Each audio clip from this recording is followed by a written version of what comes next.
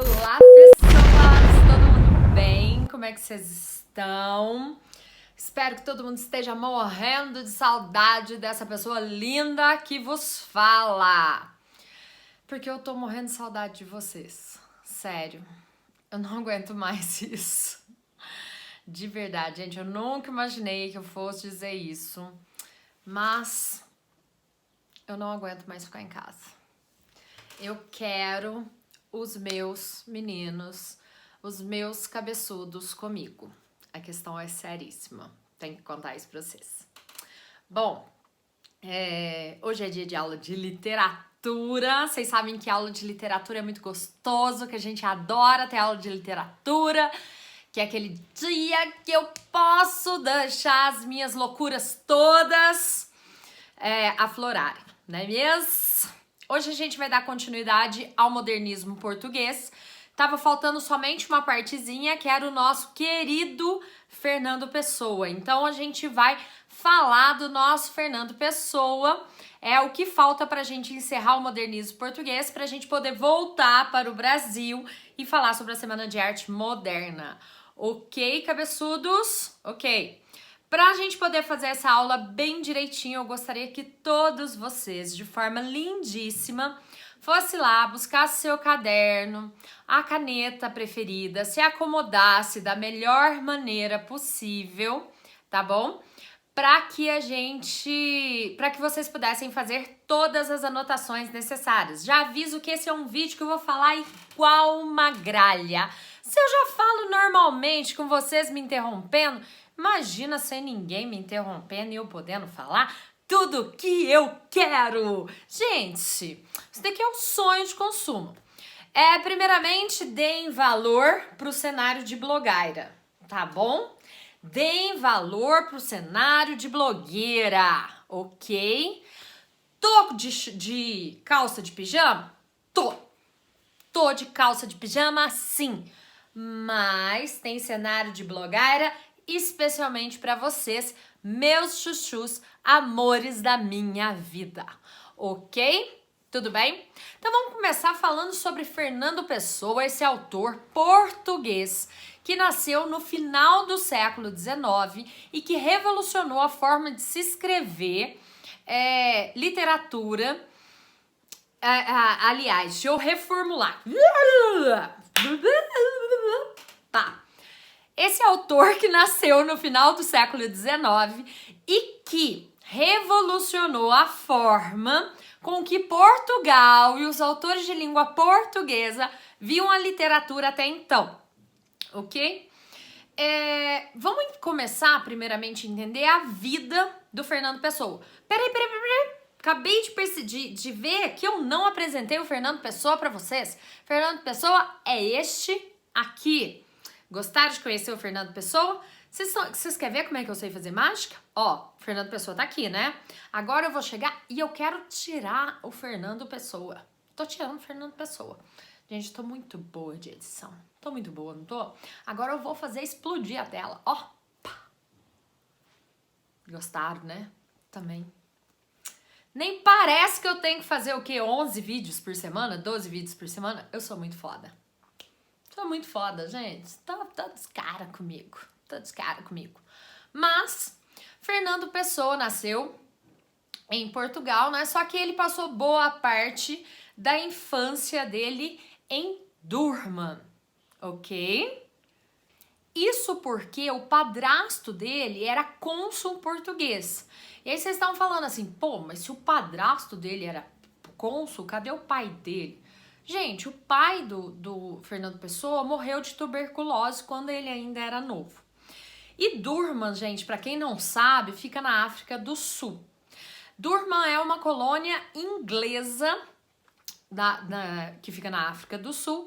E isso fez com que Fernando Pessoa fosse, então, alfabetizado também em inglês. Quer dizer que já novinho ele tinha fluência em português e em inglês.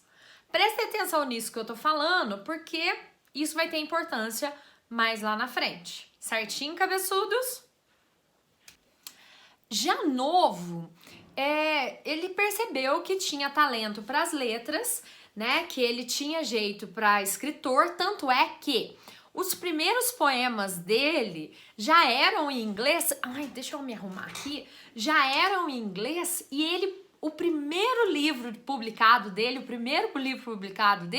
foi em inglês, porque o cara, né, manjava dos Paranauê. Ele escrevia fluentemente tanto em português, quanto em francês, quanto em inglês, né? Já de volta a Portugal, ele atuava sim como escritor, mas ele também atuava como crítico literário, ele atuava como jornalista, ele escrevia peças teatrais. Então, assim, era um cara que estava envolvido de forma geral com esse mundo artístico, ele estava envolvido com tudo que era importante, é um cara que estava antenado de forma geral com as novidades, por assim dizer, do mundo artístico português. Vocês entenderam? Ele era um cara já que estava olhando lá na frente o que estava acontecendo. Vocês entenderam? E apesar de ter sido conhecido, né? Ele é conhecido por causa da sua produção poética, ele também publicou, ele também produziu prosa. É legal porque a principal produção em prosa dele está concentrada em peças teatrais. Sinceramente, não tem nada de relevante que vocês tenham que saber. Ai, Thaís, mas e se cair no vestibular? Não, não vai cair nada da prosa de Fernando Pessoa que vocês têm que saber. Vocês só precisam saber que Fernando Pessoa produziu prosa, ok? Apesar dele ser muito mais conhecido na poesia do que na prosa, vocês precisam saber que ele também produziu prosa. Vocês entenderam? Isso é para acalmar o coraçãozinho louco de vocês, ok?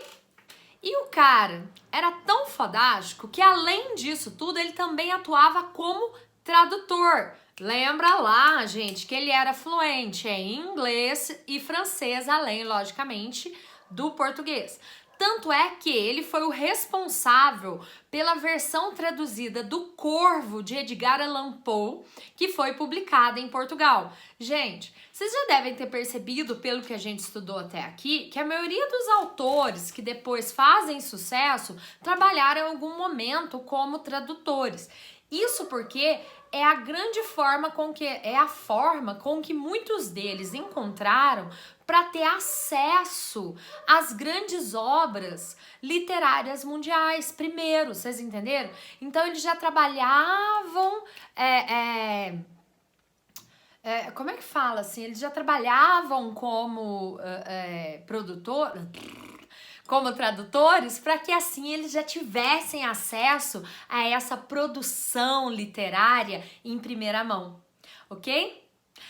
O Fernando Pessoa, além de tudo, gente, ele tinha alguns probleminha. Vocês já devem ter ouvido que a grande característica do Fernando Pessoa é a sua produção poética através de heterônimos. O que é heterônimo, gente? Quando a gente pensa em heterônimo de forma rasa, a gente pensa de apelido, de criação de segundas identidades falsas. Só que o Fernando Pessoa, ele era um cara assim que criou heterônimos de uma forma muito mais complexa. É mais ou menos assim, quando ele ia produzir os seus poemas, ele criava heterônimos com vidas próprias. É mais ou menos assim. Ele criava um heterônimo com data de nascimento, ele criava mapa astral para esses heterônimos, ele tinha profissão para esses heterônimos, gostos musicais, ele tinha, por exemplo, um heterônimo era médico, o outro heterônimo era trabalhador rural. E quando ele criava essas personalidades, essas identidades para os heterônimos, consequentemente, esses heterônimos produziam de forma diferente. Eu vou falar disso mais pra frente, mas por que eu tô chamando a atenção disso pra vocês? E sim, eu tô chegando perto aqui, ó, apesar de eu ficar toda deformada, eu tô chegando perto aqui, ó, pra que vocês fiquem espertos com isso, porque esse é o pulo do gato da obra de Fernando Pessoa. A sua capacidade, eu fiquei com cara de assustada agora, né? a sua capacidade de produzir, de criar heterônimos. Mas por que eu tô falando isso, gente? Havia uma suspeita, e essa suspeita é bem mais certeza do que suspeita, de que ele fosse bipolar. Apesar dele ser um cara muito discreto quanto à sua vida social, inclusive ele morou boa parte da sua vida com a sua mãe e a sua irmã, sabe assim? Ele era um cara bem caseiro. As crises que ele tinha, sabe assim, mostram pra gente que ele era um cara bipolar.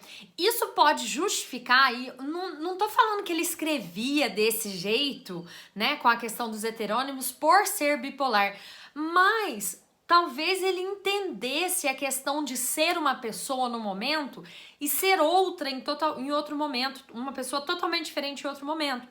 Para quem não sabe, a pessoa que sofre da bipolaridade, ela alterna momentos de felicidade extrema com momentos de tristeza profunda. Então, uma pessoa que sofre disso entende o que é você ter sentimentos e personalidades totalmente conflitantes. Talvez isso, e eu estou conjecturando mesmo, tá? Talvez isso tenha ajudado com que o Fernando Pessoa tenha uma carga emocional, tivesse uma carga emocional para conseguir produzir as poesias, né, a produção poética dele fosse feita através dos heterônimos, vocês entenderam? E sim, isso é uma conjectura. Eu tô viajando na maionese, eu posso estar falando um monte de bobagem aqui, ok? É interessante a gente pensar sobre a saúde dele, psiquiátrica ou até física, porque ele nasceu em 1888, mas ele faleceu aos 47 anos, em 1935, de uma crise hepática. Então, assim, ele foi uma pessoa muito produtiva durante a sua vida, mas a sua vida teve uma duração muito curta. Vocês entendem, assim? Seja lá o que ele aprontou, ele não teve uma vida muito longa. Vocês entenderam? Mas o que esse cara fodástico escreveu? O que a gente precisa falar sobre ele é que ele é um autor modernista que fez parte da geração Orfeu. Para quem não sabe, a geração Orfeu nada mais é do que uma leva de escritores que publicavam suas obras, seus poemas, suas pinturas na revista Orfeu, que é essa daqui, ó, tá? Essa revista Orfeu foi o grande carro-chefe do modernismo português, tá bom? Então, assim, ele fez parte dessa geração Orfeu, só que o Fernando Pessoa, diferentemente de outros autores da época, ele era mais existencialista. O que é isso, gente? A obra dele trazia pra gente mais reflexões sobre o mundo, mais reflexões sobre o eu, né? Então era uma obra muito mais intimista, uma obra muito mais individualista. Inclusive, alguns poemas dele, gente, quando a gente lê, a gente fica assim, ui. Eu vou deixar um aqui pra vocês, ó. Olha, observem como é daqueles que a gente pega e fala assim, ai, pra que isso, gente? Que coisa mais agressiva. Mas é lindo, não é mesmo, gente? É absurdamente lindo. Vocês estão entendendo, seus cabeçudos? Se vocês não estiverem entendendo, me mandem as dúvidas que eu estou completamente à disposição. Aí eu aposto que tem gente pensando assim, ai, mas eu tenho vergonha de mandar minhas dúvidas pra Thaís, porque todo mundo vai ver minhas dúvidas. Ou, fique esperto, eu tô aqui pra isso, né? Né mesmo? Quais que são as grandes obras, os grandes lançamentos de Fernando Pessoa? Sem dúvida, o livro que mais chama atenção, o livro que mais se destaca na sua produção é o Desassossego, tá? Mas a gente tem outras coisas aí que podem ser destacadas também. Eu gosto muito do livro que ele produziu sobre o heterônimo de Alberto Caeiro. Gosto realmente, gente. Esse livro chama Mensagens. Olha pra você ver que doido. Quando a J.K. Rowling, a autora do Harry Potter, quando ela lançou o Chamado do Cuco sobre o heterônimo de sei lá o quê, não lembro o nome. Quando ela lançou o Chamado do Cuco sobre o heterônimo lá, sobre o heterônimo, e sim, eu estou numa cadeira que gira, então eu estou explicando a matéria e estou girando, porque eu acho que eu tenho déficit de atenção, entendeu? Ao invés de explicar a matéria, vocês já entenderam, né? Mas quando a autora do Harry Potter, ela lançou o Chamado do Cuco, ficou todo mundo assim, ai, ela é genial, olha só o que ela fez. Ela não queria usar o nome dela para se promover por causa do livro do Harry Potter, ela foi lá e lançou sobre um heterônimo. Hello! Fernando Pessoa já tinha feito isso no início do século passado, quando ele publicou mensagens sobre o heterônimo de Alberto Caeiro, ele já tinha feito pensando a mesma coisa. Porque como Fernando Pessoa já era Fernando Pessoa, ele que foi lá, que o Fernando Pessoa fez? Ele criou o heterônimo Alberto Caeiro e publicou um livro de poesia que fez tanto sucesso quanto os outros dele.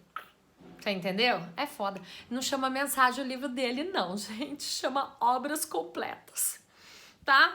O Mensagem foi publicado logo depois do Desassossego e foi publicado sob o nome do Fernando Pessoa mesmo. É o Obras Completas que foi publicado sob o nome, o heterônimo do Alberto Caeiro.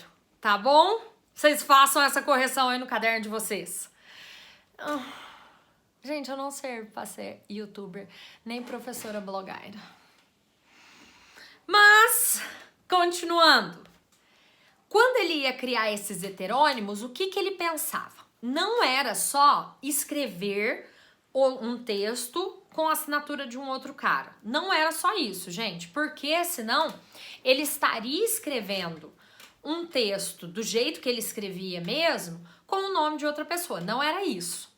Como eu disse, ele criava uma data, ele ia lá, identificava a data de nascimento da pessoa, fazia o mapa astral daquela pessoa. Quando ele fazia o mapa astral, é igual signo. Então, tipo, a pessoa que é de Sagitário, que é o meu caso, é uma pessoa muito mais agitada, por exemplo, que uma pessoa de Aquário. Então, se é uma pessoa de Sagitário, ele já identificava mais ou menos qual é a personalidade da pessoa. Se a pessoa nasceu no campo, ou se a pessoa nasceu na cidade, se a pessoa teve estudo, ou se a pessoa não teve estudo, também a gente já começa a ter dicas de qual vai ser a personalidade daquela pessoa. Gente, sinceramente, ele era um gênio. Ou era um louco varrido, né? Mas ele era um gênio, sério. E ele, nessa questão de identificar a personalidade da pessoa, ele começava a identificar. Assim, ó, uma pessoa, um médico que nasceu na cidade, trabalha na cidade, é fã da vanguarda europeia futurista, ele vai escrever de que jeito? Ah, já sei, ele vai escrever assim. Então quer dizer que se eu sou esse heterônimo, eu vou escrever desse jeito. E era isso que ele fazia. A mesma coisa, se eu sou um lavrador simples que mora na roça, eu gosto de pensar na vida de forma simples. Que jeito que eu vou escrever? Ah, eu vou escrever assim.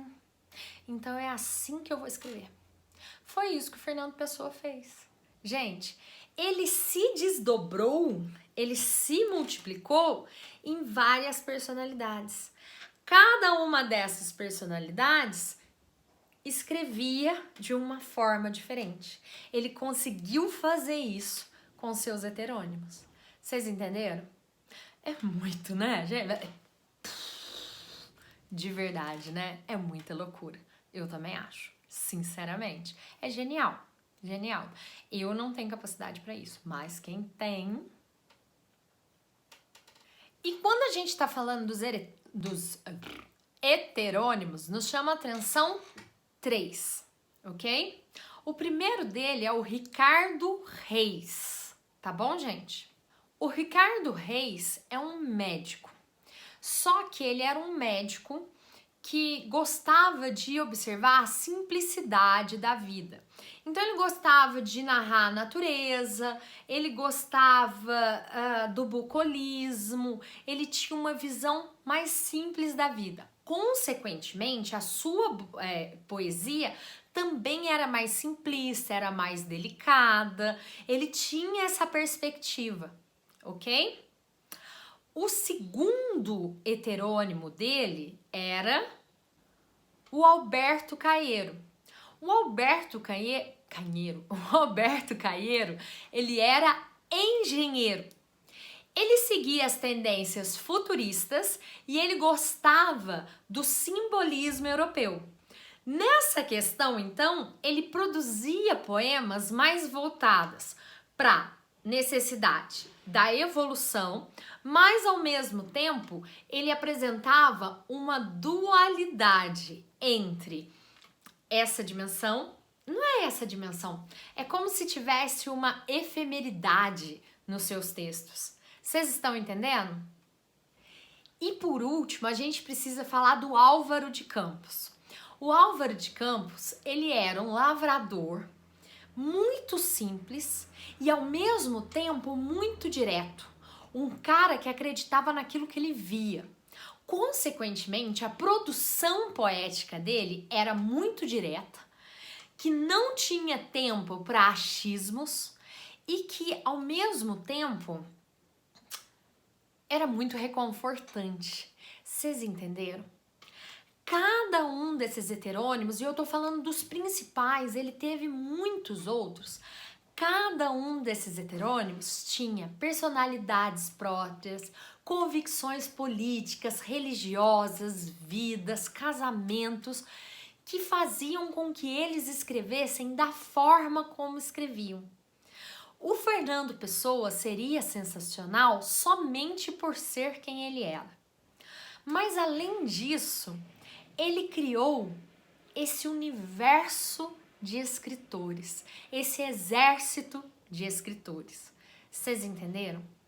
Sem dúvida, apesar de a gente já ter visto outros autores do modernismo brasileiro, que brasileiro? Do modernismo português, ele é o cara que a gente precisa levar em consideração quando nós falamos de modernismo português.